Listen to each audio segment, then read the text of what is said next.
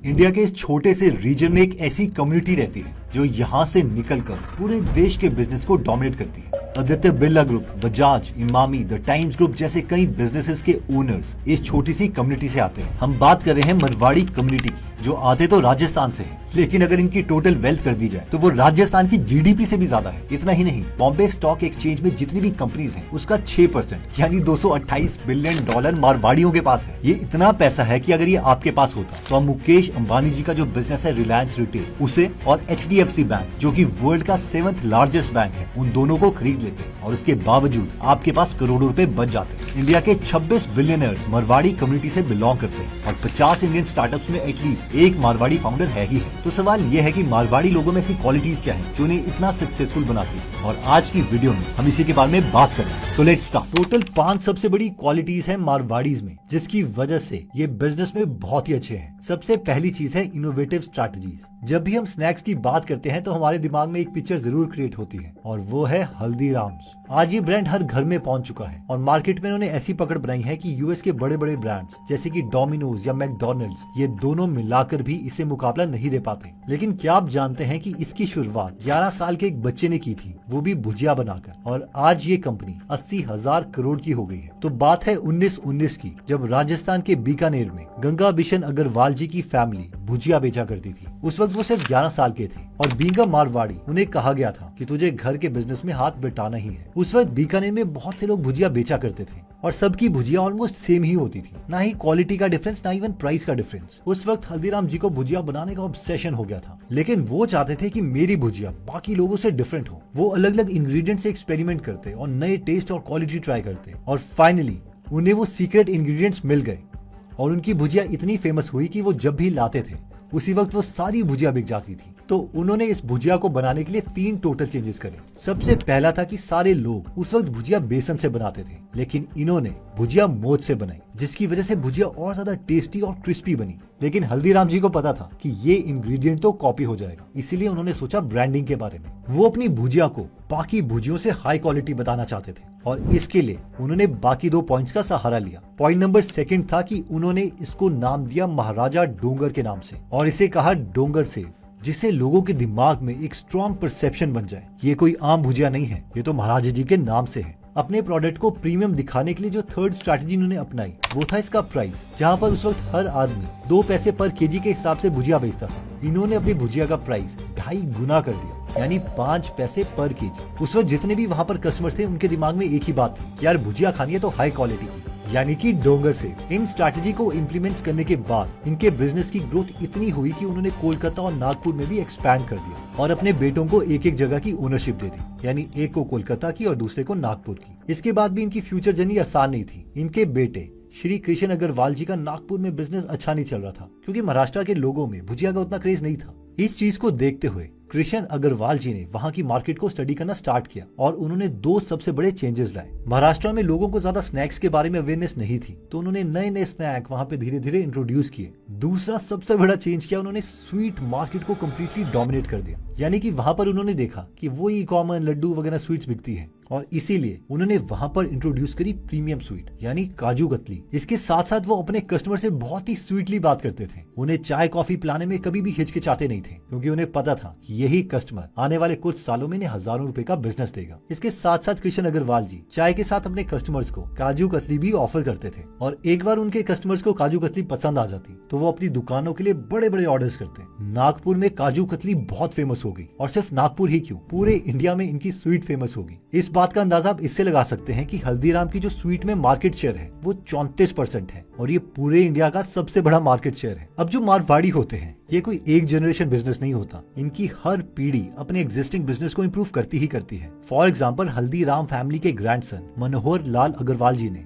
QSR यानी quick service restaurant के outlets पूरे कंट्री में एक्सपैंड किए। इसके साथ साथ उन्होंने अपना खानदानी फॉर्मूला भी नहीं छोड़ा, यानी पैकेजिंग, यानी प्रोडक्ट के साथ साथ वो पैकेजिंग उसकी बहुत अच्छी करते हैं, और हर बार मेजर लोकेशंस जैसे कि दिल्ली की चांदनी चौक जैसी जगहों में नए नए स्टोर्स खोलते। यानी वो 11 साल का लड़का जो भुजिया बनाता था, आज उसी कंपनी का रेवेन्यू 12,000 करोड़ का है, यानी सारे लोग मिलकर 12,000 करोड़ की भुजिया, काजू कतली और इनके बाकी प्रोडक्ट्स खाते हैं। इस स्टोरी से हमारी लर्निंग ये है कि इनोवेटिव बनो, जैसे कि हल्दीराम जी ने बेसन की जगह से मोद से भुजिया बनाई, उसे महाराजा का नाम दिया और इवन उसे प्रीमियम दिखाने के लिए उसका प्राइस बाकी भुजिया के कंपैरेटिवली 2.5 गुना रखा। मारवाड़ीज की सेकंड आउटस्टैंडिंग क्वालिटी आती है डाइवर्सिफिकेशन। ये स्टोरी है एक ऐसे इंसान की जो बिहार से निकलकर मुंबई आए और स्क्रैप यानी कबाड़ी वाले का काम किया। आज उनकी नेट वर्थ 16,000 करोड़ रुपए है। उनकी कंपनी इंडिया की लार्जेस्ट माइनिंग कंपनी है और उन्हें मेटल किंग के नाम से जाना जाता है। मैं बात कर रहा हूँ वेदांता रिसोर्सेज के फाउंडर और चेयरमैन अनिल अग्रवाल जी की। बचपन में पढ़ाई में मन ना लगने के कारण 15 साल की उम्र में ही इन्होंने स्कूल छोड़ दिया और अपने फादर के बिजनेस में लग गए।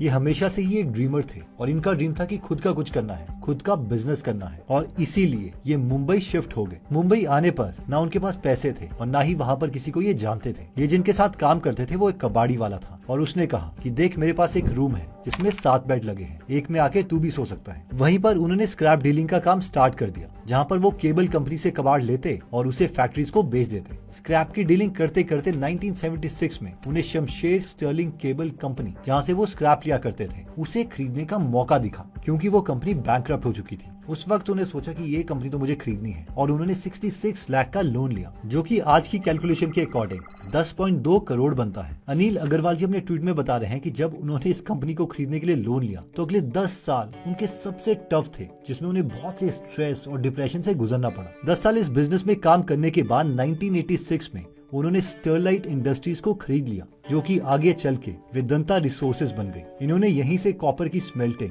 और रिफाइनिंग का बिजनेस स्टार्ट किया। एग्जैक्टली इसी तरीके से 2001 में हिंदुस्तान जिंक लिमिटेड और भारत एल्यूमिनियम कंपनी लिमिटेड में इन्होंने मेजॉरिटी शेयर्स ले लिए, जिससे इनका बिजनेस और ज्यादा डाइवर्सिफाई हो गया। लेकिन इसके बाद भी ये नहीं रुके। 2007 में सेसागोआ नाम की आयरन ओर प्रोड्यूसर को भी इन्होंने एक्वायर किया और साथ ही में oil and gas company Cairn India को 2011 में एक्वायर किया। और इनकी एल्यूमिनियम, जिंक, कॉपर के माइन सिर्फ इंडिया में नहीं बल्कि साउथ अफ्रीका, ऑस्ट्रेलिया और जाम्बिया जैसी कंट्रीज में भी है। देखिए, बिहार से आया हुआ एक लड़का जो कबाड़ बेच रहा था, आज उसकी कंपनी की नेट वर्थ 83,000 करोड़ रुपीस है और ये कंपनी है भी उस इंडस्ट्री में जहाँ पर गवर्नमेंट की रूल्स एंड रेगुलेशन इतनी ज्यादा है कि अगर छोटा सा भी बिजनेस खोलो तो ऐसा लगता है कि गवर्नमेंट पीछे पड़ी है इसको बंद करवाने के लिए। लेकिन फिर भी आज इसी इंडस्ट्री में अनिल अग्रवाल जी को मेटल किंग के नाम से जाना जाता है। इन शॉर्ट, इस पॉइंट से हमारी लर्निंग ये है कि मारवाड़ीज कभी भी अपने एक बिजनेस पर डिपेंडेंट नहीं रहते, बल्कि हमेशा एक्सपैंड करते रहते हैं, हमेशा ग्रोथ के बारे में सोचते हैं कि न्यू इनकम स्ट्रीम कैसे क्रिएट की जाए। मारवाड़ीज की तीसरी सबसे बड़ी क्वालिटी है breaking all the barriers. Imagine कीजिए कि आज से 30 या 40 साल के बाद जब आप 60 या 65 साल के हो जाएंगे, तब आप क्या करने का सोच रहे होंगे। मोस्ट प्रोबेबली हमें से ज्यादातर लोग काम से रिटायर होकर आराम की जिंदगी काटना चाहते हैं। बट यहाँ पर जिस आदमी की स्टोरी मैं बताने वाला हूँ वो इसके बिल्कुल ही अलग है। जिस एज में लोग रिटायर होते हैं, उस एज में इस इंसान ने बिजनेस करने का सोचा। बिजनेस में ये फेल भी हुए लेकिन हार नहीं मानी। न सिर्फ इन्होंने अपनी कंपनी को बचाया बल्कि उसे इंडिया की 3rd लार्जेस्ट ट्रैक्टर मैन्युफैक्चरर बना दिया। सिर्फ इतना ही नहीं, 92 की एज में ये इंडिया के ओल्डेस्ट बिलियनर भी बने और इनकी नेट वर्थ 23,000 करोड़ है। मैं बात कर रहा हूँ लक्ष्मण दास मित्तल जी की, जो सोनालिका ट्रैक्टर्स के फाउंडर और चेयरपर्सन है। ये एक मिडिल क्लास फैमिली से बिलोंग करते हैं और अपनी ग्रेजुएशन कंप्लीट करने के बाद LIC में इनकी जॉब लग गई। LIC में काम करते करते इन्हें फाइनेंस और इन्वेस्टमेंट की अच्छी खासी नॉलेज हो गई थी, जिससे इन्होंने अपने सैलरी के पैसों को रेगुलरली इन्वेस्ट किया और यही पैसे उन्हें अपना पहला बिजनेस स्टार्ट करने के काम आए। 1995 में लक्ष्मण दास जी का बिजनेस शुरू हुआ। इसके पीछे का रीजन भी एक नोबल कॉज था। उनके फादर एक फार्म डीलर थे। My father was a food grain dealer and he used to advance money to the farmers for purchase of seed and fertilisers, जो कि किसानों को उधार में फर्टिलाइजर, सीड ये सब दिया करते थे और जब फसल काटने का समय आता तो किसान फसल बेचकर ये उधार वापस करते। बट उस टाइम पर फसल काटने में महीनों लग जाते थे क्योंकि सारा काम हाथ से करना पड़ता था और क्योंकि फसल काटने में ज्यादा टाइम लगता था तो बारिश या तूफान के कारण कई बार किसानों की फसल बर्बाद भी हो जाती थी। उस वक्त उन्होंने फार्मर को सफर करते हुए देखा, तभी से उन्हें लगा कि उन्हें कुछ ऐसा बिजनेस करना चाहिए जिससे फार्मर की इनकम को बढ़ाया जा सके और उसके काम को आसान किया जा सके। अपनी बची कुछ सेविंग के साथ वो अपने फ्रेंड के पास चले गए एग्रीकल्चर यूनिवर्सिटी लुधियाना में। वहाँ उन्हें रिसेंटली इंपोर्टेड जापानीज थ्रेशर मिले। उन्होंने उस जापानीज थ्रेशर के 50 ऑर्डर दे दिए और उसे खरीद के किसानों को दे दिया टेस्ट करने के लिए। लेकिन ये मशीन फेल हो गई क्योंकि ये मशीन सिर्फ राइस क्रॉप के लिए बनी थी। उनके सारे पैसे इस इन्वेस्टमेंट में डूब गए और वो बैंकक्रप्ट हो गए। इमेजिन कीजिए कि 60 साल की एज में आपके बच्चे हैं, फैमिली की रिस्पॉन्सिबिलिटीज हैं और आपके बैंक में पैसे जीरो हो जाते हैं। सोचकर भी डर लगता है। लेकिन इन सब के बाद भी लक्ष्मण दास जी ने हार नहीं मानी। उन्होंने डीलर से वीट क्रॉप के अकॉर्डिंग थ्रेशर्स में चेंजेस करवाए और फिर से थ्रेशर्स को मार्केट में लाए और फाइनली ये थ्रेशर सक्सेसफुल साबित हो गए। इसके बाद लगातार उनकी कंपनी ग्रोथ करती रही और फार्मर्स को इनके इक्विपमेंट इतने पसंद आए कि सभी ने ट्रैक्टर्स की डिमांड करी, जिसकी वजह से सोनालिका ट्रैक्टर्स की शुरुआत हुई और आज यही इनका मेन बिजनेस बन चुका है। सिर्फ यही नहीं, आज ये ट्रैक्टर्स के मार्केट में लीडर बन चुके हैं। इनकी कंपनी ने ईयर 2021 में 1.5 लाख ट्रैक्टर सेल करे और 41% की ग्रोथ करी और ये अपना प्रोडक्ट सिर्फ इंडिया में नहीं बल्कि 74 और कंट्रीज में भी बेचते हैं। इन शॉर्ट, इस स्टोरी से हमारी लर्निंग ये है कि हमारे लिए कुछ भी बैरियर नहीं है जब तक हम उसे एक्सेप्ट नहीं करते। पूरी जिंदगी LIC में काम करने के बाद लक्ष्मण दास जी ने 60 की उम्र में बिजनेस स्टार्ट किया और फाइनली 92 की एज में बिलियनर बने। और जबकि 92 की एज में मैक्सिमम बच्चे अपने माँ बाप को घर से निकाल देते हैं। मारवाड़ीज की चौथी सबसे बड़ी क्वालिटी आती है हाई रिस्क टेकिंग कैपेबिलिटी। आप सबको ये एड जरूर याद होगी जो हम सब टीवी में, सीरियल्स में या मूवीज में देखा करते थे। ये स्टोरी है हरि मोहन बंगूर जी की। इनका सीमेंट का बिजनेस था जो कि साल 2002 में बहुत बुरी फाइनेंशियल कंडीशन में था। ये इतना खराब हो चुका था कि इनकी अपनी कंपनी बेचने की नौबत आ गई थी। उसके अलावा जो उन्होंने लोन लिया था उस पर 19% का ब्याज था, जिसकी वजह से करोड़ों रुपए तो उन्होंने सिर्फ ब्याज में यानी इंटरेस्ट में देने थे। जब इनकी कंडीशंस बहुत खराब होगी तो उन्होंने एक फ्रांस की बहुत बड़ी सीमेंट कंपनी है VICAT के नाम से, उसको इन्होंने 50-50 डील पर बेचने का डिसीजन लिया। फ्रांस की एक कंपनी श्री सीमेंट को 800 करोड़ की वैल्यूएशन देने पर रेडी हो गई। इस डील से मोहन जी की कंपनी अपने लॉसेज चुका सकती थी और फ्रांस की एक कंपनी इंडियन मार्केट में अपनी पकड़ बना सकती थी। डील के दोनों पार्टीज रेडी थे और नेक्स्ट डे सुबह 9 बजे पेपर साइन होने ही वाले थे। पर हरि मोहन जी को ये बात पता थी कि बिजनेस में 50-50 जैसा कुछ नहीं होता। वो अपने पिताजी, जो कि श्री सीमेंट के फाउंडर भी थे, बेनू गोपाल बंगूर जी के पास गए और अपने पिताजी से कहा कि एक लास्ट चांस मुझे दीजिए, मैं इस कंपनी की दिशा बदल सकता हूँ। इतनी डिफिकल्टी सिचुएशन में अगर हम होते तो हम सोचते क्या यार, इस कंपनी को बेचो और सेफ्टी में आओ, लेकिन नहीं, एक मारवाड़ी कभी भी रिस्क लेने से नहीं डरता और यही हरि मोहन जी ने किया। कंडीशंस इतनी ज्यादा खराब होने के बावजूद उन्होंने रिस्क लिया और डील कैंसिल कर दी। अब हरि मोहन जी ने डील तो कैंसिल कर दी, लेकिन प्लान क्या था आगे का वो उन्हें भी नहीं पता था। यहीं पर मारवाड़ियों की चैलेंजेस को ब्रेवली फेस करने की क्वालिटी नजर आती है। हरि मोहन जी ने सबसे पहले कंपनी में जो कॉस्ट थी उसको कम करा और एफिशिएंसी को बढ़ाने की स्ट्रैटेजीज लाई। कॉस्ट कम करने के लिए उन्होंने देखा उसी साल रिलायंस इंडस्ट्रीज ने अपनी जमुनानगर वाली रिफाइनरी स्टार्ट करी थी और वहाँ पर पेट्रोलियम कोक रिफाइन होता था। तो जिन्हें नहीं पता, पेट्रोल को रिफाइन करने के बाद जो प्रोडक्ट बचता है उसे कोक कहते हैं, जो कि कोयले से 40% सस्ता होता है। अगर वो कोक अपनी फैक्ट्रीज में यूज करे तो उनकी फैक्ट्रीज में सीमेंट बनने की कॉस्ट को कम किया जा सकता था। लेकिन इंडिया में किसी को नहीं पता था कि इसे यूज कैसे किया जाए। इस टेक्निक को यूरोप में पॉपुलरली यूज किया जाता था, इसीलिए उन्होंने अपनी इंजीनियरिंग टीम को यूरोप भेजा ताकि वो ट्रेन होकर सेम मेथड अपनी फैक्ट्रीज में भी अप्लाई कर सके। साथ ही में साल 2003 में वल्लभ भंसाली जी, जो कि एक एंजल इन्वेस्टर है, उन्होंने कंपनी की फैक्ट्री विजिट की और वहाँ पर जब उन्होंने एम्प्लॉय से बात करी तो उन्हें पता चल गया था कि एक फैक्ट्री वर्कर से लेकर कंपनी के चेयरमैन को सबको पता है कि कंपनी की विजन क्या है, जिससे उन्हें कंपनी के फ्यूचर पर ट्रस्ट होने लगा। फिर उन्होंने कंपनी में पैसे इन्वेस्ट कर दिए और कंपनी में कुछ फाइनेंशियल स्टेबिलिटी आने लग गई। धीरे धीरे जब मार्केट में डिमांड बढ़ी तो इनकी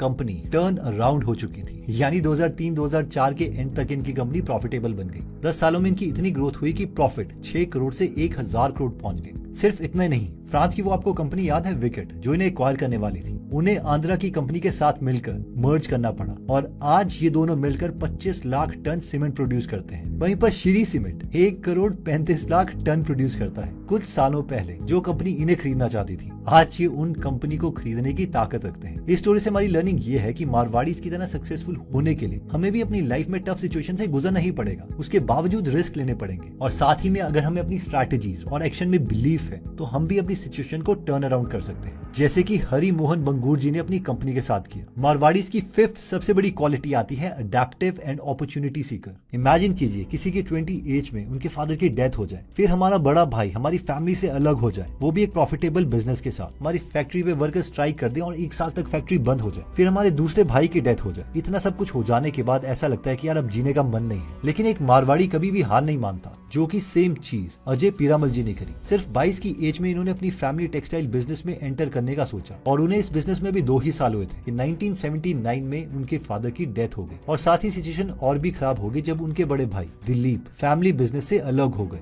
और जो प्लास्टिक वाला जो अच्छा बिजनेस परफॉर्म कर रहा था उसको ले गए। सिर्फ इतना ही नहीं, 16 दिन के बाद इनके टेक्सटाइल मिल्स को बंद करवा दिया गया स्ट्राइक्स के कारण और 1 साल तक ये फैक्ट्री बंद रही। इसके बाद बुरा तो तब हुआ जब कुछ सालों के बाद बड़े भाई अशोक जी की भी डेथ हो गई और उनकी वाइफ और बच्चों की रिस्पॉन्सिबिलिटी इनके ऊपर आ गई। लिए। 1984 में सिर्फ 29 की एज में इन्हें एज अ चेयरमैन अपनी कंपनी की लीडरशिप ली। उस वक्त उन्हें ना ही इंडस्ट्री की नॉलेज थी, ना ही कोई ज्यादा एक्सपीरियंस। साथ ही में उनकी पर्सनल लाइफ में इतने सारे बुरे एक्सपीरियंसेस हुए थे। उन्होंने सबसे पहले टेक्सटाइल बिजनेस को छोड़कर दूसरे इंडस्ट्रीज में बिजनेस करना स्टार्ट किया, क्योंकि टेक्सटाइल इंडस्ट्री में गवर्नमेंट की पॉलिसीज लगातार चेंज हो रही थी, जिससे रिस्ट्रिक्शंस इतनी ज्यादा इंक्रीज हो रही थी कि बिजनेस करना बहुत ही डिफिकल्ट हो गया। इसके साथ ही हर इंसान सेमी क्वालिटी के कपड़े बेच रहा था। कंपनी सिर्फ प्राइस के बेसिस पर प्ले कर रही थी। तभी उन्हें अपने एक फ्रेंड के थ्रू पता चला कि एक ऑस्ट्रेलियन कंपनी है जो इंडिया छोड़ रही है। इस कंपनी का नाम था निकोलस लेबोरेटरीज और इसे हम खरीद सकते हैं। वो सीधा कंपनी के ओनर माइक बाकर के पास गए और उन्हें अपने कॉन्फिडेंस से कन्विंस कर लिया कि वो इस कंपनी को न्यू हाइट्स पर ले जा सकते हैं। उस वक्त इस कंपनी की टोटल वैल्यू 5 से 6 करोड़ थी और ये डील ज्यादा रिस्की भी नहीं थी, इसीलिए उन्होंने इसे खरीद लिया। इसके बाद उन्होंने कई छोटे छोटे फार्मा कंपनीज को एक्वायर किया और आज पीरामल ग्रुप इंडिया की one of the most successful pharma companies में से एक है। अब इस कंपनी की टोटल वैल्यू 14,000 करोड़ है।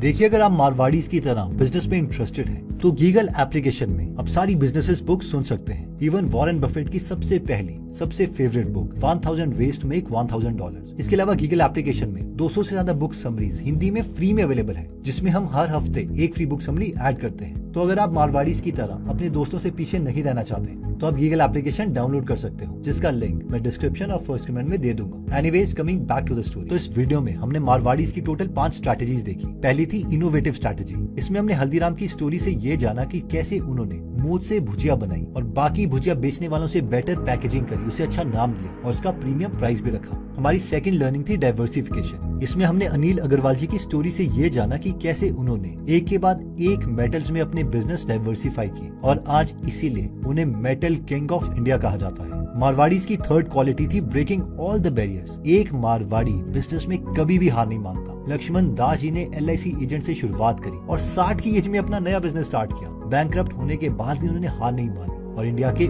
ओल्डेस्ट बिजनेसमैन बने। फोर्थ क्वालिटी है हाई रिस्क टेकिंग कैपेबिलिटी। जिस तरीके से हरिमोहन बंगूर जी ने अपने डूबते हुए सीमेंट के बिजनेस को ना बेचने का रिस्क लिया, लेकिन उसके बावजूद उसे प्रॉफिटेबल बनाया, उस तरीके से हम भी किसी भी बुरी सिचुएशन को फ्लिप कर सकते हैं और उसे बेटर बना सकते हैं। और फिफ्थ मोस्ट इंपॉर्टेंट क्वालिटी थी अडेप्टिव एंड अपॉर्चुनिटी सीकर। इसमें हमने अजय पीरामल जी की स्टोरी देखी कि जैसे ही उन्हें नई अपॉर्चुनिटी दिखी तो उन्होंने अपने बैकग्राउंड के बारे में नहीं सोचा और फिर वो फार्मा कंपनी में शिफ्ट हो गए। एनीवेज दोस्तों, अगर आपको लगता है कि आपके किसी फ्रेंड या फैमिली मेंबर को बिजनेस में इंटरेस्ट है, तो ये वीडियो आप उनके साथ जरूर शेयर करें। और हाँ, गीगल एप्लीकेशन डाउनलोड करना मत भूलिएगा। और अगर आप ऐसी नॉलेजेबल वीडियोस मिस नहीं करना चाहते, तो सब्सक्राइब करने के बाद बेल का बटन दबाना मत भूलिएगा। जल्दी हम आपसे दोबारा मिलेंगे। जय हिंद।